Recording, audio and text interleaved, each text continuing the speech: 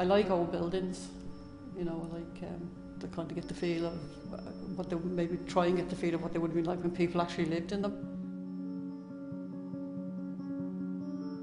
I really didn't know what to expect. I just thought it would be interesting to do a project focusing on the castle and the architecture, and then just to see what happened from there.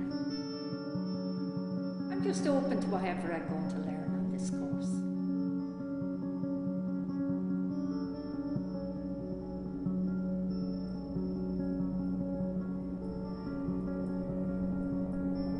I found it very interesting, and I found that it was the sort of project that anyone could do, and you could make it as your own as much as you wanted to, or just use the castle itself as an inspiration and go from there, or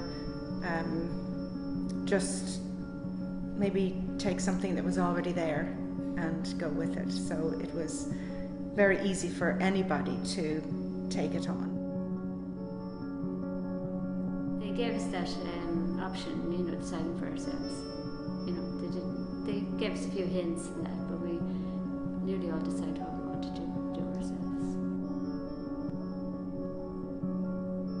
We just used photographs that they had taken around the castle, and we started doing cut work and monoprints based on plaster work and details we saw in the castle.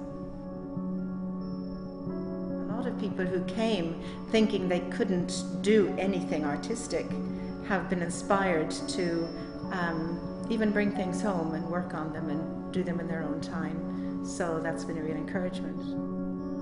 You know, we've kind of gelled together and we've worked on things together, and I've enjoyed that as well, you know.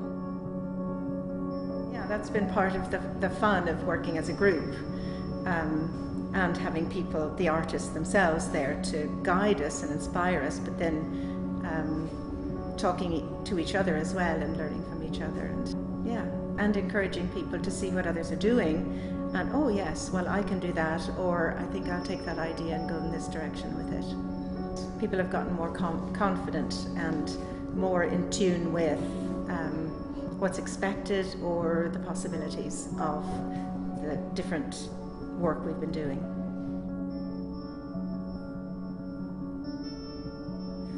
It gets ideas into your head that, like, you know, I think I'd like to find something and do it at home myself. I have done things at home just based on my own ideas, using the skills.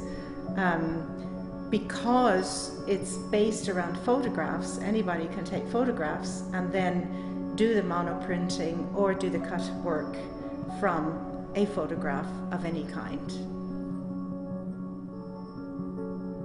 When you kind of get into it, you want to finish it and do a bit more, and it's even when you're not doing it, it's on your mind, and you're just looking at it in a different way when, you know, with the paper cuttings and the 3D, and it just brings it a bit more alive, I think.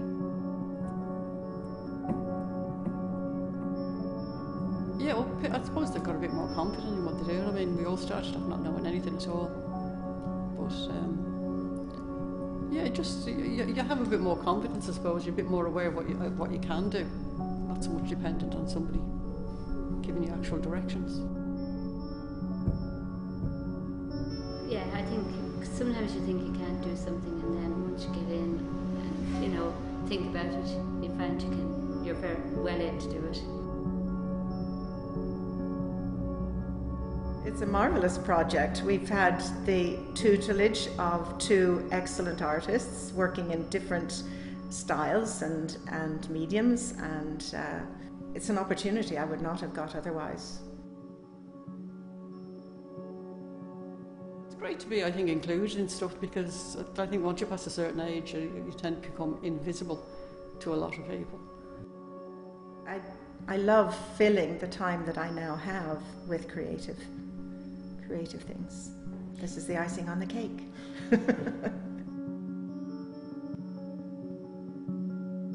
Anything that's creative, because you just makes you feel so much better.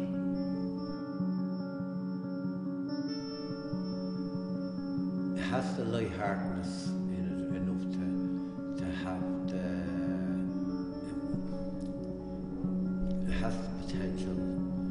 give people like me more than just an interest in the course doing